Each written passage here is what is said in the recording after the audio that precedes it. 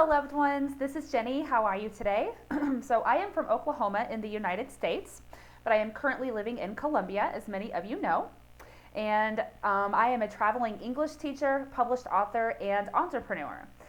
So welcome to my channel, Unhidden Heroines. And today I am going to be sharing with my students around the world idioms and phrases that we use in native English that include the color red. So idiom number one is to see red, or to be red in the face. Okay, this means to be extremely, extremely angry. And an example of how we would use this in a sentence is, my coworker was red in the face when she found out someone stole her lunch out of the fridge. Or, my coworker saw red when she found out someone stole her lunch out of the fridge. Okay? So, the next one would be red as a lobster. And we use this when we talk about when we get sunburned. An example of how to use this in a sentence is, I was red as a lobster after my long hike in the sun. Okay, so moving on to the next one. To catch someone red-handed. It means to catch someone literally in the act of doing something. Okay, so an example of a sentence could be, the clerk got caught red-handed stealing money out of the cash register. Okay, this would mean that she was literally in the act of taking money out and putting it in her pocket, and someone saw her do it in the act, caught her red-handed. Okay, the next one would be the red carpet treatment. And this means to give someone very special treatment, or to regard them in very high importance. Okay, so an example of this would be, the president of the country gets the red carpet treatment. We also say, roll out the red carpet. Okay, and we could say this if we're joking around. Maybe among friends, we have a joke that another one of our friends thinks very highly of him or herself, or maybe we're referring to someone who carries themselves with arrogance. You could say, oh, look who showed up. Roll out the red carpet. Okay? I usually think of Hollywood. Imagine Hollywood with celebrities. They step out of a limousine onto a red carpet, and immediately all the paparazzi goes crazy taking pictures, okay? So the next one is in the red. In the red. And this means when you owe money. When you owe money. Another way of saying this is bleeding red ink. Okay? Before I took my class on how to manage my finances, by the end of the week, I was always in the red. Now, not only am I out of the red, I am living the life of my dreams. Okay? In the red is when you owe money. Or bleeding red ink. Before I took my class on how to manage finances, I was bleeding red ink. Okay? So the next one on this list is related to that one, and it is not a red cent. And that means when you're broke, when you have no money, okay? I really wanted to go to the concert, but I don't have a red cent until next payday. I don't have a red cent. The next one is red hot, which means very spicy. Very, very spicy. Red hot. That salsa is red hot.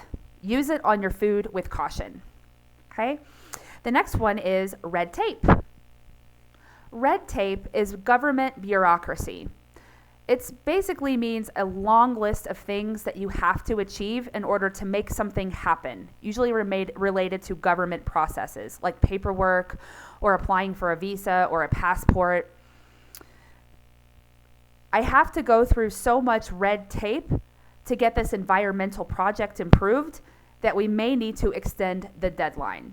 And that is basically saying that in order to get the government to approve this environmental project, they are going to require so many small details for us to do that it's probably going to take longer and we may need to request an extension. The next one is to raise a red flag. To raise a red flag means it's a little sign of danger.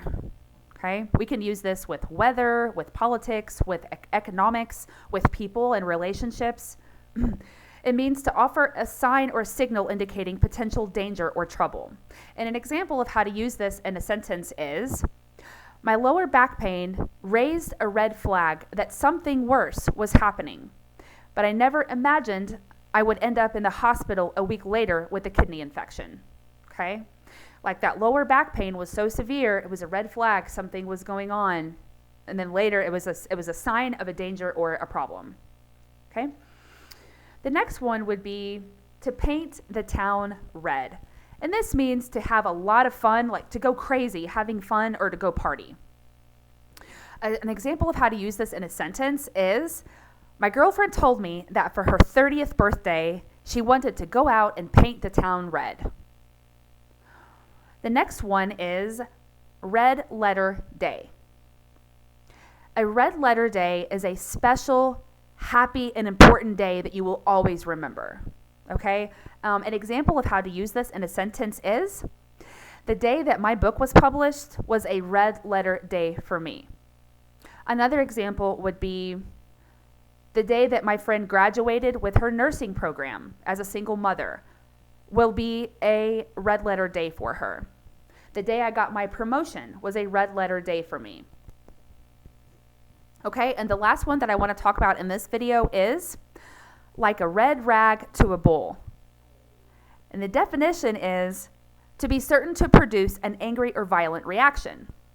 Okay, think about, I don't know if you have ever seen bullfighting in Mexico or Spain, or seen it like in a movie or in YouTube videos, but the matador, or like the bullfighter, raises a red flag, right? A red handkerchief for the bull. And the bull sees that red flag and goes crazy, angry, and then goes after the bullfighter. But we use this in everyday speech.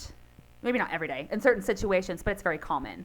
So an example of how to use this in a sentence would be, don't mention current political events at the dinner party tonight. Many guests that are attending are from the losing political party. And it would be like waving a red flag to a bull, or raising a red flag to a bull. Okay? So that's it for idioms with red. Obviously, there are many more, but those are the ones I wanted to focus on with this video. The one that I did yesterday was about the color blue, and my next one is about the color green. I am currently also actively working on getting all of my videos offered in at least 20 different languages with subtitles. So if you learned something new today and you appreciate the fact that I am making it available in at least 20 different languages, please take the time to subscribe to my channel so that you don't miss out on my travel updates, the books that I will be releasing soon, and more English classes. When you subscribe, you get notifications. It also helps me monetize my YouTube channel so that I can finance a life of my dreams. Make sure that you subscribe and that you like this video, share with your friends. Thank you for watching. Peace and prosperity to you.